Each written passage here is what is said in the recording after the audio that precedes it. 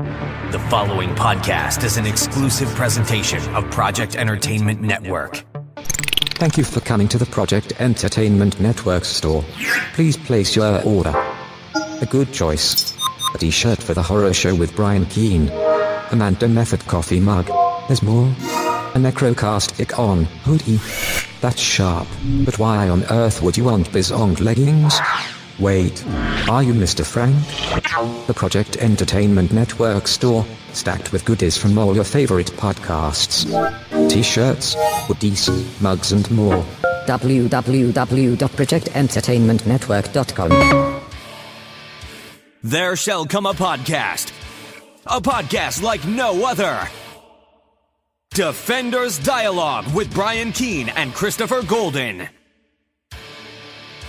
Marvel Comics' original superhero non-team convenes once again.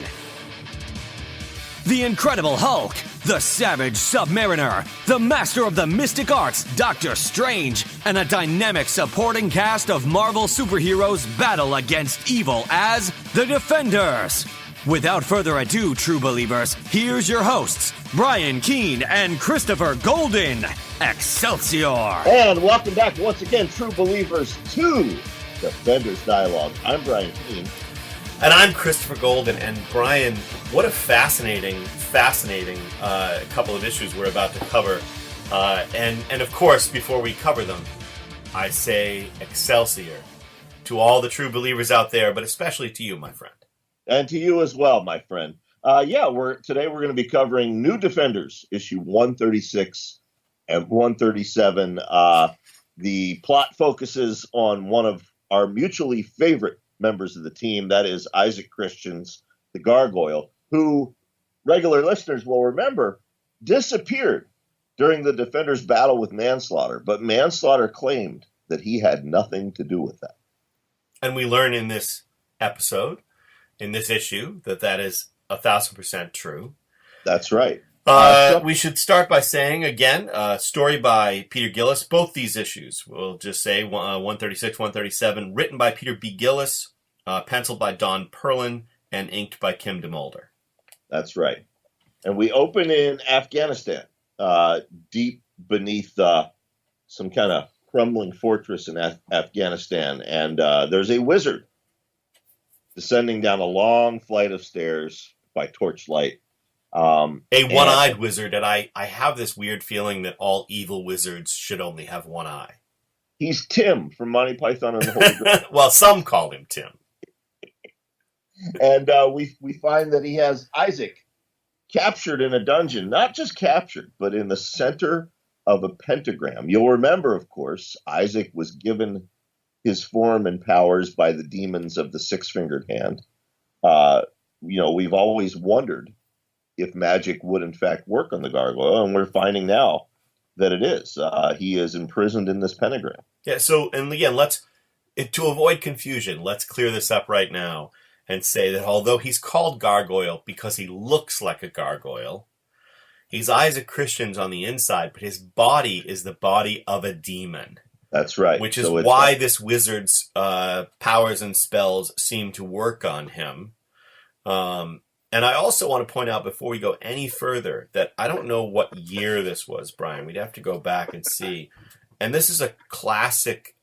This is a classic conceit. The idea that the demon has been trapped in the pentagram. This is nothing new. But I couldn't help but be reminded here of Neil Gaiman's Sandman, where we discover that Morpheus has been trapped by a magician wizard. And this predates Sandman. It definitely predates Sandman, which isn't to suggest that Neil read this and was inspired, because of course, again, this is a common trope, but it did spark that memory in my mind. I was like, I love stories like this. It did, and I'm waiting for somebody to summon Brian Keane and trap him in a pentagram. See, that shit wouldn't work on me. But this issue, I can tell you when this one came out without looking it up. 1984, because I remember reading it as a junior in high school. Yeah, I was thinking 84 as well. Yeah. Yep, this was 1984. We then transitioned to the Defenders headquarters in the Rocky Mountains of New Mexico, where instead of opening with one of the usual defenders, we open with Sassafras, Beast's dog, who brings a shoe into Cloud's room. Cloud is asleep in bed, having a nightmare. And Sassafras decides to wake her up by licking her face. Yeah, and I want to interrupt you and say, I want you know how, what is it, Hulu is doing those animated series, Marvel Comics animated series? I think that there should be an animated series about Sassafras, basically like the Buffy the Vampire Slayer episode, The Zeppo, that's about Xander. Right. There should be a show that's just Sassafras, like, going through her daily, like, you know, routine as all the Defender shit is happening around her. I'll do you one better. Yeah. We both have projects with Marvel now. Yeah. You can't talk about yours. Everybody yet. knows I'm working on Thor. We should pitch. Remember the Avengers Defenders War? Well, there's a team called the Pet Avengers. Yeah. We should pitch the Pet Avengers versus the Pet Defenders War. And the Pet Defenders would be Sassafras, Aragorn, and Hulk's Bambi. Hulk's pet deer Bambi from the Steve Gerber room. Well, we need a couple more, I think, but that's all right. We can figure it out. You know, Falcon, I think, was in a couple of issues of the Defenders, during the Defenders for a Day story. So we can have Red Wing be the one who's like the double agent back and forth between. There we go. Anyway, yeah. So Cloud is having nightmares, and Sassafras cowers under the chair, very worried about Cloud. And then, well, let's also talk about what Cloud is having nightmares about, because this is what's so fascinating about it. I would just talk about it up front rather than lay it out as we go through here. And Peter Gillis has done something incredibly fascinating here. Remember, folks, 1984, this story is taking place. So, in a previous issue, at the very end of the issue, Cloud confessed that she was in love with Moondragon. Right. Cloud is having a nightmare here in which she wakes up from the nightmare saying, "No, I can't, I won't, no." And then as she wakes up, she says, "It's crazy. Oh God, it was only a dream. It's crazy. I can't, I won't." Moondragon comes in. "What is it, Cloud? I heard you cry out." Cloud says, "You stay away from me. I don't want you in here." Moondragon sees her distress and sort of uses a mental bolt to sort of put her back to sleep. But what's going on here, as we get into it a little bit, just to establish, is that Cloud is struggling because Cloud was a sort of being who was created, but somehow has been inculcated with the belief that because she is female, she can't be in love with Moondragon, who is also female. Right. That may seem strange to our younger listeners, but in 1984, that was very much a thing. And honestly, there are still lots of people who struggle with their sexual identity. And obviously the world has changed, but there are lots of people for whom the world hasn't changed. So I think that it still resonates, the idea that Cloud would be struggling with this, but we're going to see an even more interesting struggle as we go forward. Absolutely. Now, I've said before that Moondragon is my least favorite Avenger. She even outranks Hellcat, Defender. And listeners have tweeted and emailed, and they've asked why. Well, why is right here on this page. She uses her mental blast to put Cloud back to sleep. Then she notices poor little Sassafras cowering under the chair, and she says, "You, who let you loose?" And she zaps the dog for no reason other than she's a horrible human being. She is a horrible human being, but that doesn't mean she's not an interesting character to me. She's one of the characters I love to hate. I don't love to hate her. I just hate her. You can zap all the surplus teenage superhero characters you want to, but when you zap the dog, you have angered Brian Keene. you have angered Lone Wolf Keene. That's a reference, by the way, folks, to Lone Wolf McQuaid starring Chuck Norris. That's right. And go watch the movie and you'll know what I'm talking about. All right, you've angered John Wick Keene. Yes, John Wick Keene. That's right. For our modern day viewers, John Wick Keene. All right. We go back to Afghanistan, and Isaac is pleading with the wizard to let him go. And this is great, actually, because Gillis Gillis does that thing that often happens when you bring in a new creator on something. The new creator says, "Why not?" So, right. So the wizard has Gargoyle in the pentagram and is ordering him to use his powers. For my first wish, I will have gold. And Isaac's basically saying, "Fuck you, dude. You don't know what you're talking about. I don't have that power." And smashes his hand against the ground. And guess what? A tower of gold appears. That's right. You mentioned earlier that it reminded you of Neil's run on Sandman. This segment here reminds me of Alan Moore's run on Swamp Thing, which I think started a year or two after this, where, Alan comes on the book, much like Peter Gillis has just come on Defenders, and decides why not, and completely rewrite Swamp Thing's powers and origins. Right. And you see that here with Isaac, Well, and there's logic here with Isaac, because his body is the body of the demon, and he's been summoned by this wizard and trapped. And also, when the wizard gives him a command, all of a sudden Isaac's word balloon changes to a more sort of demonic word balloon, and he says, "As you command, O master." So the demon part of him is unable to resist these commands. That's right. That's right. I will apologize to our listeners if you hear rumbling in the background. That is our two cats chasing each other. I thought it was Mary San Giovanni.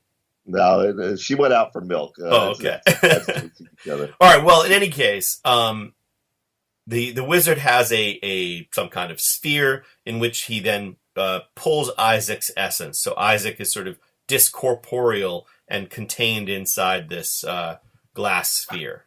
That's right, which is marked with an identical pentagram. One thing I want to ask Peter Gillis when we have him on the show is, did he have an occult background? Because this is straight out of the books right here. Right. This is how you control a demon, by capturing it in a pentagram, and then you take it with you in your pocket with an orb or a sphere engraved with the same pentagram. There you go. So that's what I come to Nikon with every year. I roll. Y'all didn't know it, but I roll in there with a demon in my pocket. Well, actually, we just assumed that Dave Thomas rolled in there with you in his pocket. All right. Well, in any case, and look, Dave just got name checked on Defenders Dialogue. I think that's the first time. He did. That's a big moment for him. All right. So, in any case, the troops show up. They're occupying the wizard's castle, and he is not having any of it. That's right. Now, for our younger listeners, in the 80s, Russia had invaded Afghanistan, and the Mujahideen, who were the soldiers in Afghanistan, they were the rebels. They were fighting against the entire Russian military. The Mujahideen, yeah, exactly. Yeah, but the Mujahideen, while they were rebels and revolutionaries defending their country, they weren't exactly nice people either, as we find out here when they confront the wizard. Yeah, exactly. So basically, the wizard sort of prostrates himself before them. "I am a worm, my lord." So he's basically sucking up to this guy and trying to show him that, look, I can be really helpful to you. Yep. And they're dismissing him. And then the Russian choppers come in and start blowing the shit out of the castle and the soldiers. And not just Russian choppers. Any of our listeners that are ex-military like me, these are Mi-24 attack helicopters. Those things were dreadful to behold in the field in the 80s. We were never at war with Russia, but we used to buzz each other all the time in the air and at sea. And I have seen these very up close in real life. There's props to Gillis. There's a palpable sense of dread I get in reading this page as the choppers begin to attack the fortress. Sorry, something weird just happened with my computer, but we are still recording. So okay. All right. So yeah, they lay waste to the fortress, and the wizard goes to work attacking the helicopters. But how does he do that, Chris? Well, he reaches into his tunic and he grabs hold of that orb, and he basically summons gigantic demon hands. They're the gargoyle's hands that somehow the wizard himself is able to control. His own hands are being reflected by the behavior of these giant mystical manifested demon hands, which you know what I miss? I miss the comments about Damon Hellstrom's trident, his nether trident, psychic nether force. I'm gonna call these psychic nether hands. In any case, the psychic nether hands reach up, grab hold of one of the choppers, crushes it, and then tosses it aside. The other one is also grabbed and smashed to the ground. And basically, the Mujahideen commander says, "So, sorcerer, you've given us a pretty spectacle. So perhaps I will not execute you for heresy today." And basically what we find out is the wizard is now pissed. He's like, "Look, I just saved your fucking asses, and you're still being distressingly rude, but you're all trapped inside my fiery pentagram." And so he summons the full-size, gigantic manifestation of the gargoyle and uses it to smash the Mujahideen guys. That's right. So he doesn't just win the war on one side, he wins it on both. That's right. That's right. And Isaac, of course, is horrified by what the wizard is making him do. Giant Gargoyle laughs as he's killing these guys, and he's horrified that he's laughing about it, but he has no control because the wizard himself is laughing. Yeah. Well, then we get back to Cloud, who is once again asleep and dreaming. Right. Now, can I stop you right there? Please, yeah. Now, I know we don't get into politics on this show, other than unless it is part of the Defenders. And as we've proven, there were politics and social issues in comic books back in the 70s. And the 50s and the 60s. And the 50s and the 60s as well, if we covered those. But, I don't know if we have any Comicsgate listeners who listen to this show, but if we do, I want to point out to you right now, the year was 1984. It was not now. It was not 2019. It was 1984. And here's Peter Gillis to flip your fucking lid. And I want to add in, if we do have any Comicsgate listeners, fuck you. Is that pretty clear, Brian? I think that was good. I think it should have been "fuck you" and Excelsior. fuck you, untrue believers. How's that? There you go. I researched online before we recorded today. To the best of my knowledge, I think this is the first trans representation story in comics. It's the first one I can find, record of. So this is a big moment, and it happened in the pages of the Defenders. Yeah, and what's fascinating to me about it, more than anything, is that I remember reading it and thinking, "Oh, cool!" Like having no knowledge of like what it meant to be transgender or anything like that. I remember reading this and going, "Oh, this is a cool concept." You know what I mean? Just like going along with it. But in any case, we get into this dream that Cloud is having. And Cloud is having a romantic dream about Moondragon, where Moondragon is saying, don't be afraid, Cloud, I'm here. Cloud saying, I can't come with you. I want to, but it's so wrong. Things have to stay how they are. You don't understand. And Moondragon says, how can it be wrong, Cloud? It can't be wrong unless you think it's wrong. Cloud says, but I do think it's wrong. I do. Help me, please. We get to the point, and again, obviously, Cloud is struggling with, feelings of attraction towards someone of the same sex, which I don't think is Gillis's commentary on same-sex attraction, by the way. But we get to Moondragon is meditating, and she's interrupted by a voice, and that voice is Cloud. Only now, Brian, Cloud, as anybody can see coming from the way we've preambled this thing, is male. Right. Cloud has shifted form from female to male, and he appears. What pronoun do we want to use? They or he? I think we have to say he because Cloud is now he. Right. He appears in Moondragon's room and says, Moondragon, it's right now. I can love you. Everything that was wrong is now right. I can love you, and I do. And Moondragon doesn't believe that it's Cloud until she uses her, her psychic abilities, and is like, holy shit. Right. The rest of the defenders come busting in, Because and they've heard Moondragon shout. right. And the caption says to find Moondragon in her room with a naked man is startling enough, but a naked man wreathed in cloud, and Cloud tells them, "Hey guys, don't gape like that. It's me, and everything's all right now." And the defenders are stunned, speechless.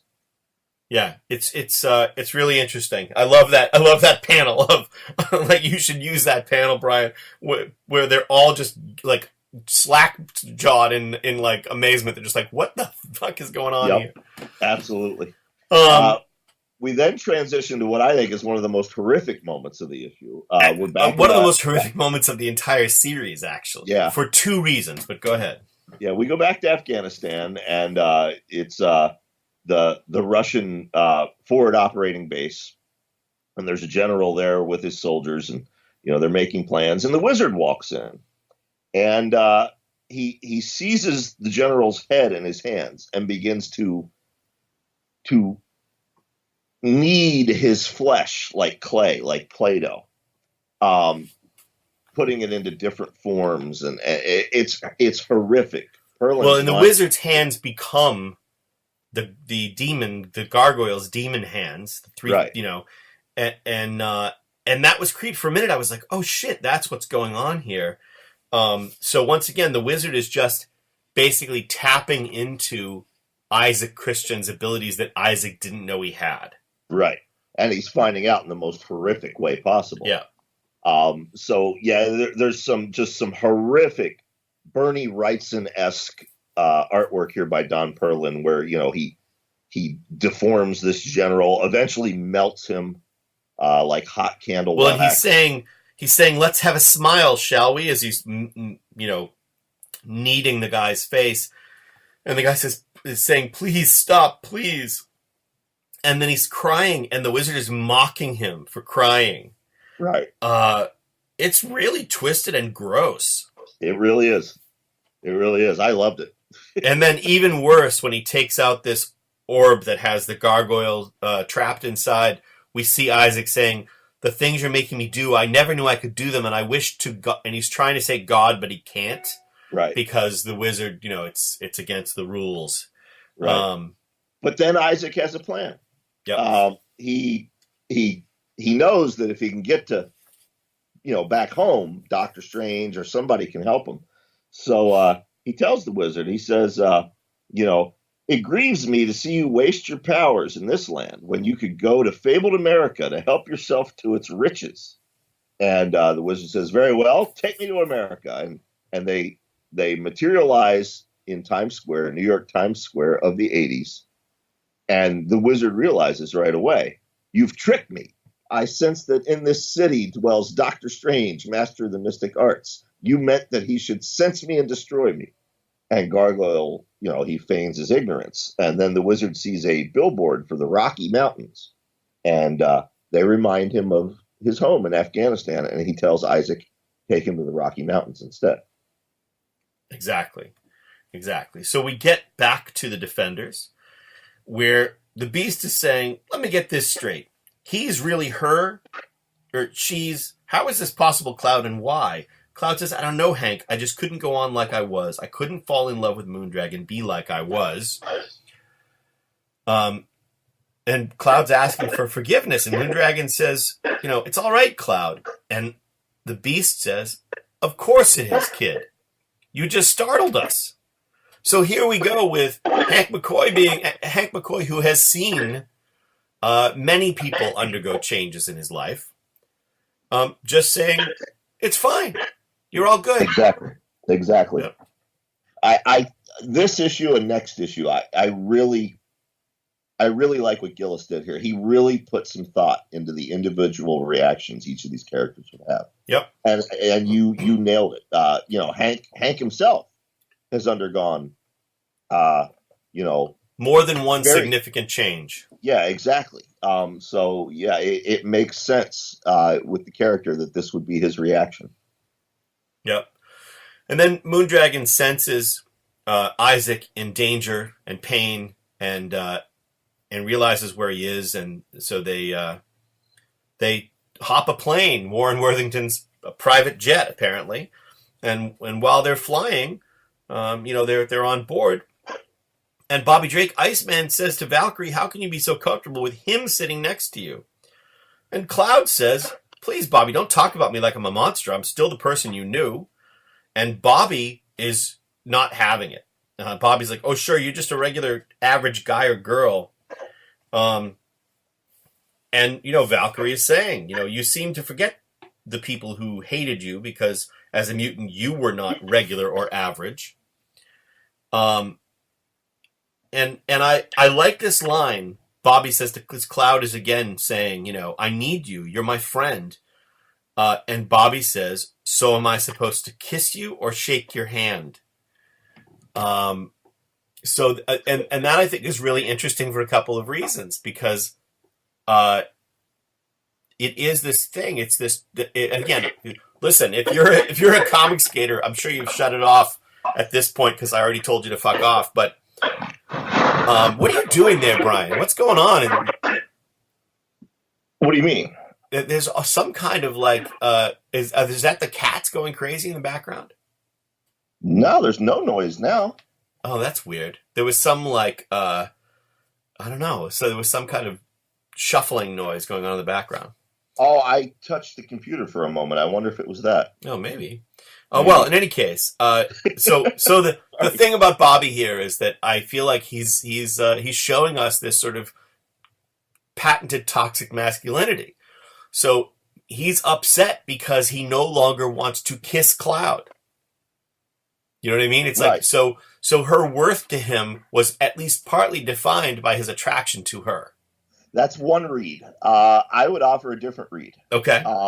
I saw it as, I know you like to pretend that the Marvel Universe ended, and that what we have now is a rebooted, well, I guess technically now it is a rebooted Marvel Universe, but I still see it all as one big saga.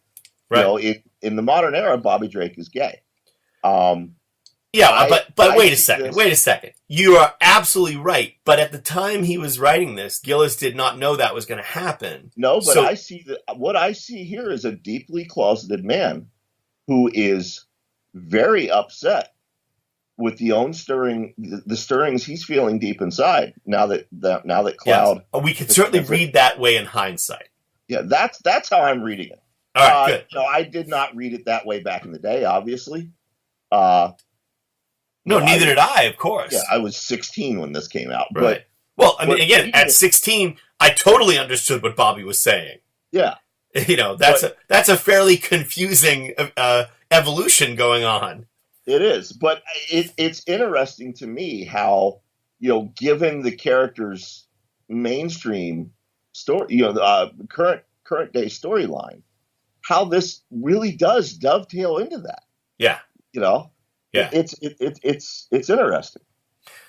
So we get on a final note on this subject, at least for the moment, Valkyrie is saying, "Bobby, you're upset because you thought you could trust appearances. But your body once changed in a fearsome way. Even I once had a mortal woman partake of my nature. We are, all of us, often more than what we seem." That's right. Which is great. Moondragon senses that Gargoyle's there. They land, and they find themselves on the wrong side of a broad chasm, a split in the earth. And on the other side of that chasm, she senses that Isaac is there. Exactly. So they cross it in their heroic fashion. They're attacked by giant tree roots that spring from the ground. And then they're face to face with the one-eyed wizard,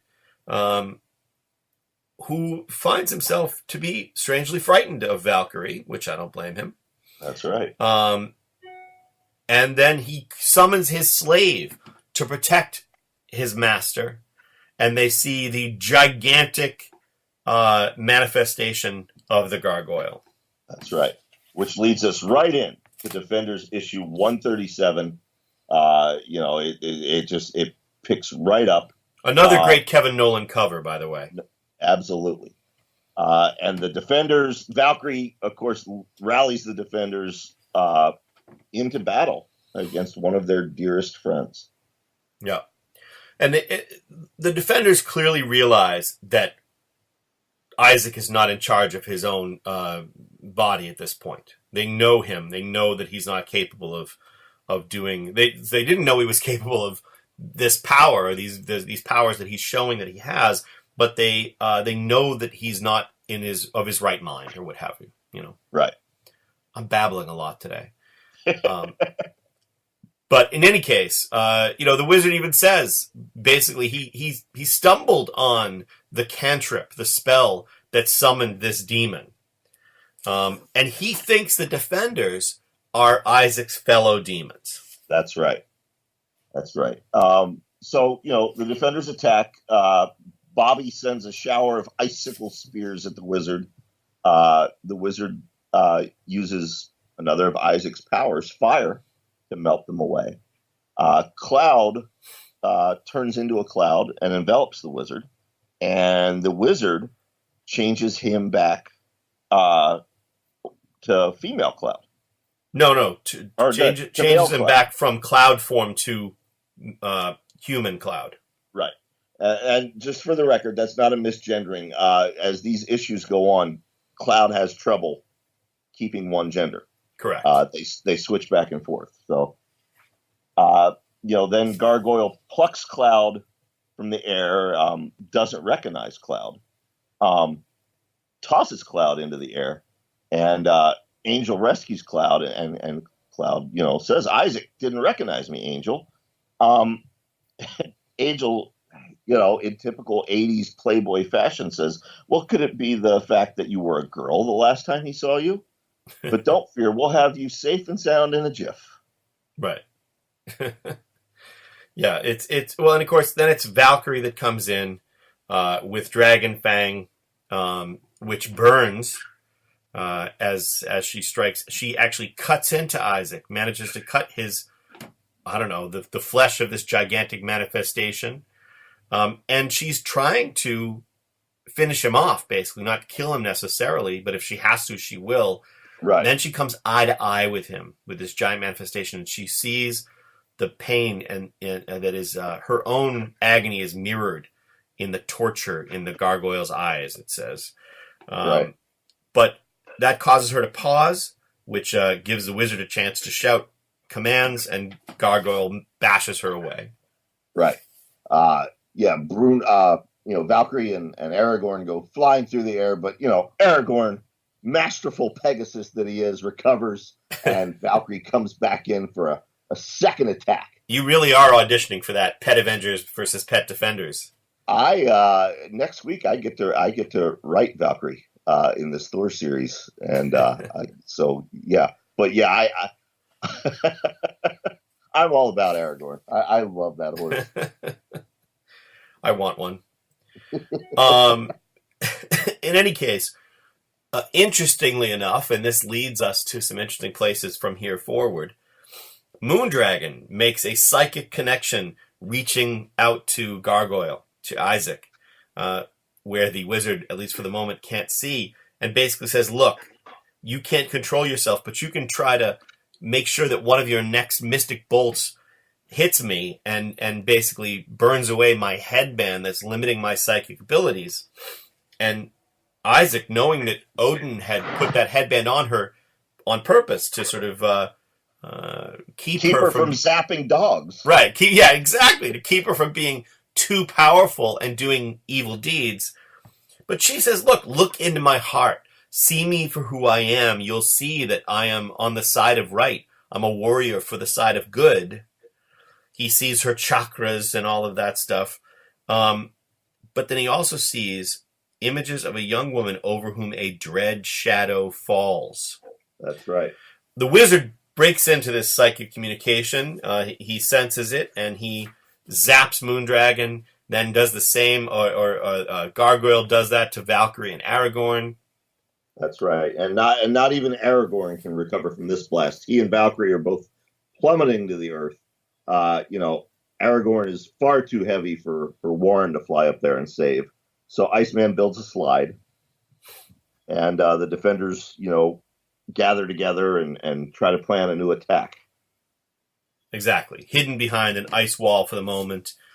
And then Hank takes it into his own hands. And, I think we could just sort of sum this up, because this is another thing that I really like about what Gillis has done here.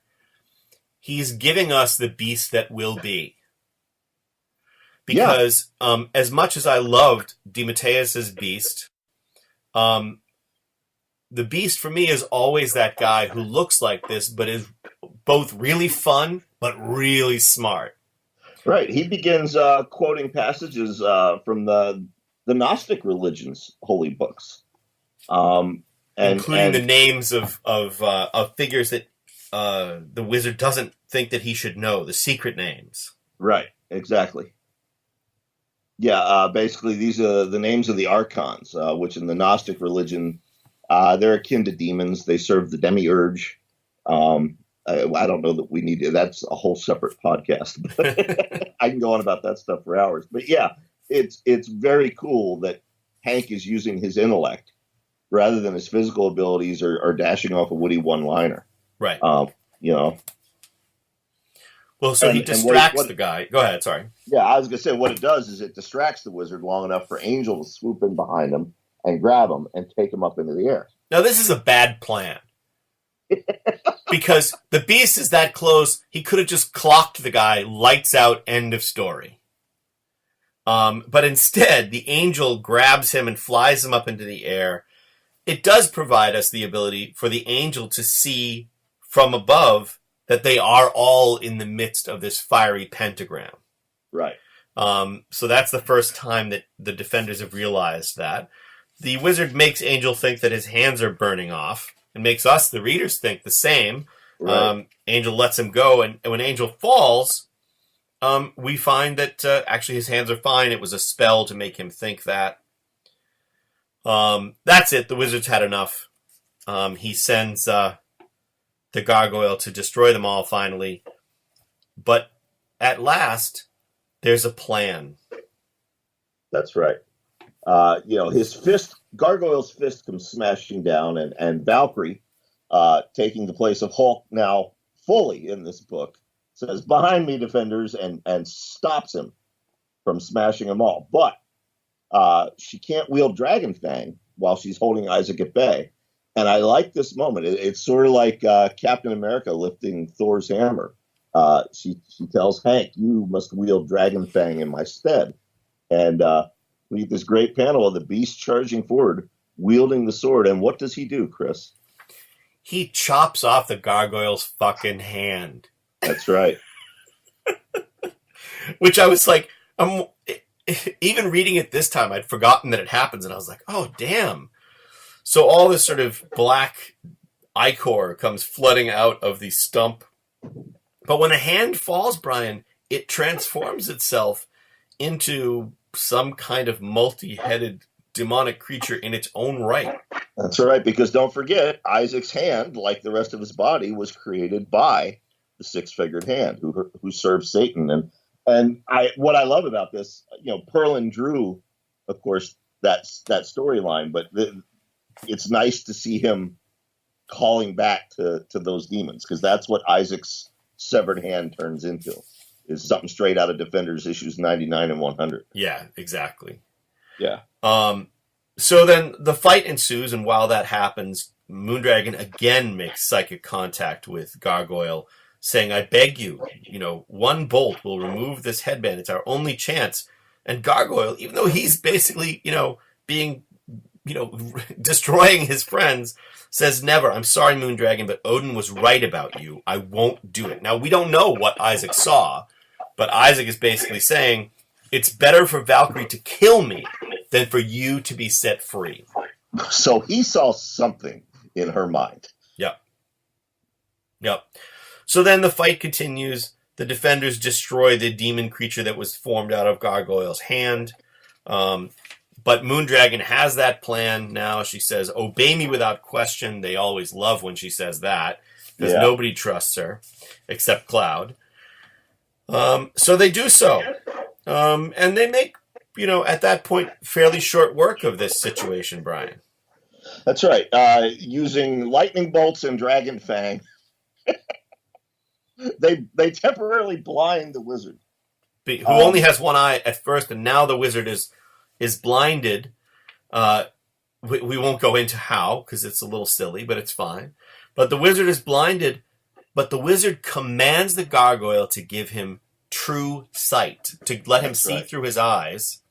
Which means that he now sees the defenders as Isaac sees them. Exactly. And he sees Hank McCoy as a learned, wise man. That's right. And he sees the angel as a blessed bird of flight. Yep. Bobby Drake as the holy fool, a jester. Yep. And I thought this was a nice touch because remember, we're seeing through Isaac's eyes, and Isaac is a 90-year-old World War I veteran. Right. The world was very different for him, and yet, how does he see Cloud? He sees Cloud as a boy and a girl, two and yet one. There you go. Very progressive for a 90-year-old World War I veteran. Yep, exactly. And then, interestingly, says, "Look upon us, conjurer, with your sight, and tell us what you see here." Now we're seeing Moondragon and Valkyrie with our eyes. We don't know what the magician sees, what the wizard sees, but he yells, "I cannot face them," and he turns and flees. Now we know what he's seeing where Valkyrie is concerned. He's seeing the gatherer of the dead. Brunhilde, that she means death. But we don't know what he's seeing when he's looking at Moondragon. Right. We do have some hints, though. So basically, they make short work of the wizard. They get him outside the pentagram, which then dissipates, turning Isaac back into his own self, but also without his right hand, which has been chopped off. So now that he's his physical form again, he still doesn't have a right hand, but he's barely conscious, and he's mumbling to himself, Brian.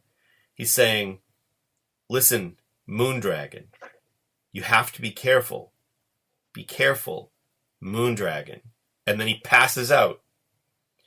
And all the defenders turn and glare at Moondragon, who says, "Don't look at me like that. He was delirious." No, he wasn't. He was right, because you zapped a dog.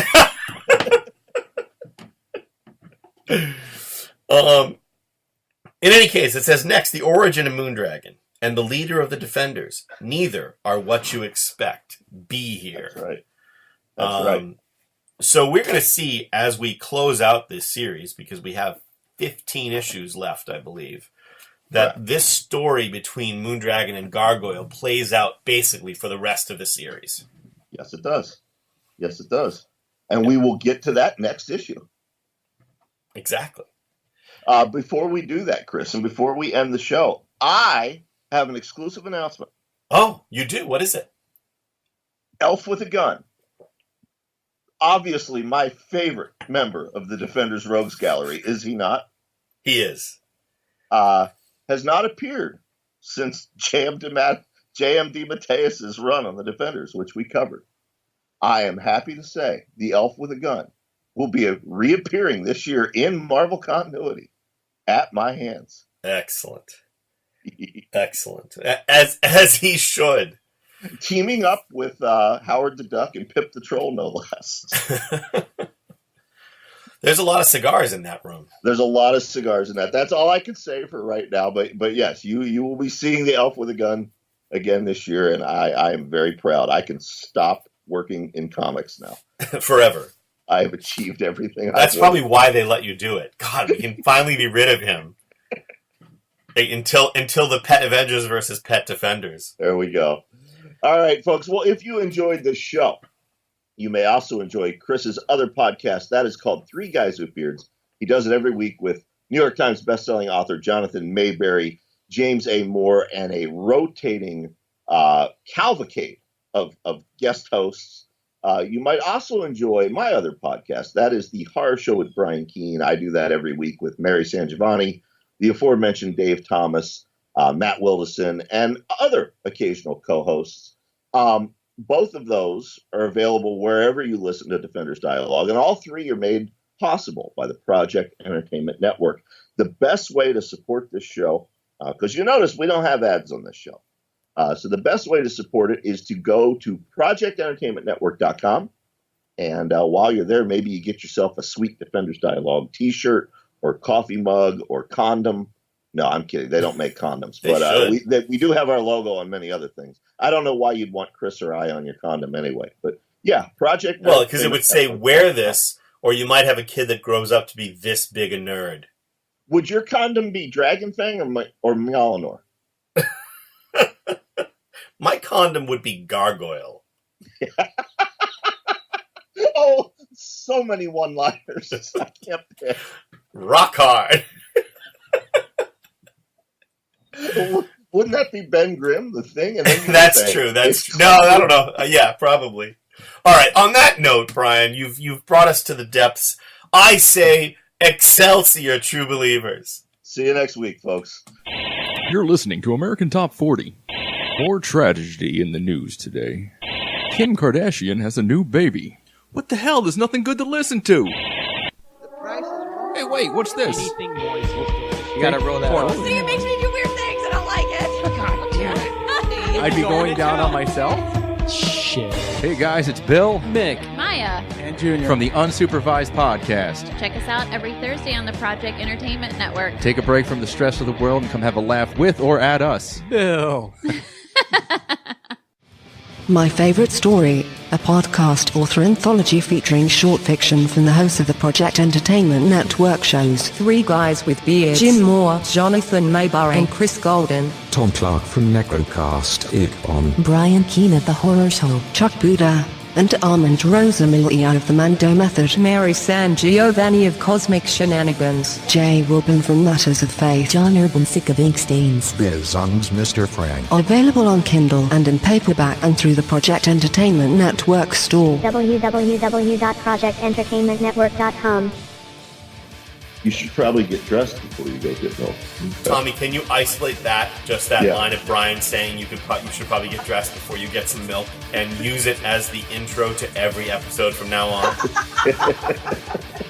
Nobody has to know who he's talking to. He could be talking about me. I could. This has been an exclusive presentation of the Project Entertainment Network.